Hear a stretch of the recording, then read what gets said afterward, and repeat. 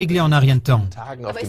Mais ça, c'est peut-être quand même nécessaire. Je veux dire, C'est nécessaire. si on veut avoir les terroristes sous contrôle, vous dites qu'il y a une surveillance sans faille. Par conséquent, on aurait déjà pu tout maîtriser au préalable, dans le cas de Paris.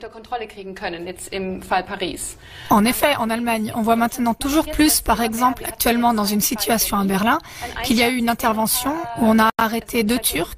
On a aussi une intervention à Wolfsburg, ce qui veut dire qu'on voit quand même que nos forces de police sont en alerte antiterroriste. Ils sont en alerte et un gouvernement qui pratique le management de la terreur via le ministre de la Défense, le ministre des Affaires étrangères et le ministre de l'Intérieur. Ce sont ces 3 qui, dans tous les pays de l'OTAN, sont coupables et devraient être mis en prison. Bien sûr, ils vont réfléchir comme quand allons-nous mettre en œuvre un attentat terroriste? Nous allons y recourir lorsque nous aurons l'impression que la population devient nerveuse d'une manière ou d'une autre parce que le système politique de son pays ne lui convient pas. Ils le mettront en œuvre lorsqu'ils auront l'impression qu'ils en ont besoin parce qu'ils n'arriveront pas à faire passer certaines restrictions des droits civiques ou des lois hostiles à la démocratie. Donc encore plus de surveillance, etc. ou d'autres choses semblables, comme par exemple la loi sur les passeports qui a été adoptée.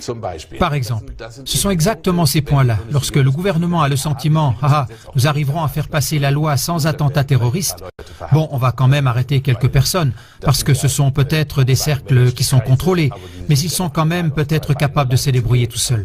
Donc, le management de la terreur est un business très compliqué.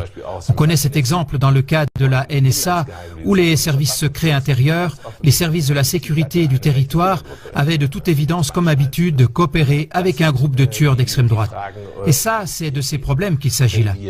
Si on regarde où cela nous mène à l'avenir, on a juste besoin de regarder quelles sont les données générales.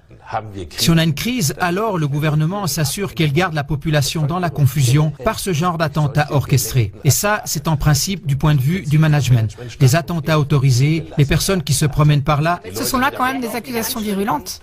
Oui, c'est une accusation extrêmement virulente. Il serait temps qu'elle se fasse entendre de plus en plus fort.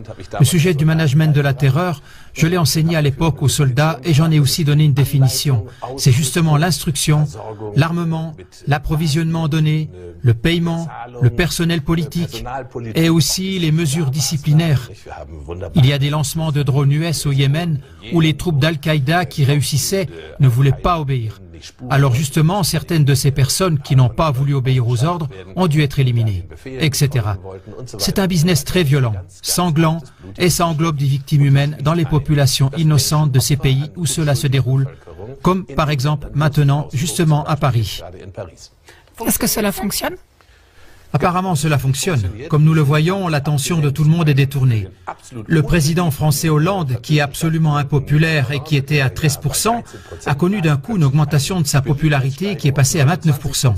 On se trouve en plein dans un vol à hauteur de billions par la mafia financière dirigée par la Banque centrale européenne pour acheter à grande échelle des papiers sans valeur, de façon à ce que la Suisse fuit l'euro avec effroi. Et ainsi entraîne tout le navire à chavirer. Et ça, on doit bien sûr absolument le détourner. On ne peut pas laisser les gens venir à l'idée de vouloir tout d'un coup s'attaquer à la mafia financière. Ce serait vraiment déplacé. C'est pour cela qu'on a besoin d'une attaque terroriste. Merci beaucoup, monsieur Hostel. Est-ce donc juste une diversion ou un terrorisme aux motivations vraiment religieuses?